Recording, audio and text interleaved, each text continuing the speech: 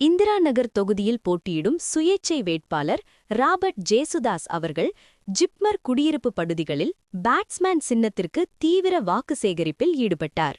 வருகின்ற சட்டமன்ற தேர்தலில் இந்திரா நகர் தொகுதியில் சுயேச்சை வேட்பாளர் ராபர்ட் ஜேசுதாஸ் அவர்கள் பேட்ஸ்மேன் சின்னத்தில் போட்டியிட்டிருக்கிறார்.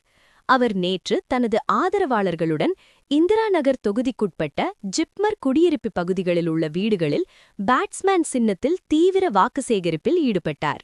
அப்போது அவர் அப்பகுதி மக்களிடம் என்னை வெற்றி பெற செய்தால் இந்திரா நகர் தொகுதி முழுவதும் சுகாதாரமான குடிநீர் வழங்க நடவடிக்கை எடுப்பதாகவும் மழைநீர் தேங்காமல் வசதி வாய்ப்புகள் ஏற்படுத்தி தருவதாகவும் மேலும் படித்த இளைஞர்களுக்கு பல்வேறு வேலை வாய்ப்புகள் மற்றும் இந்திரா நகர் தொகுதியை முன்மாதிரியான தொகுதியாக மாற்றுவேன் எனவும் உறுதியளித்தார். இந்நிகழ்ச்சியில் வாக்கு சேகரிப்பின் போது அவருடன் ஏராளமான பெண்கள் மற்றும் அவருடைய ஆதரவாளர்கள் திரளாக கலந்து கொண்டு வாக்கு சேகரிப்பில் ஈடுபட்டனர்.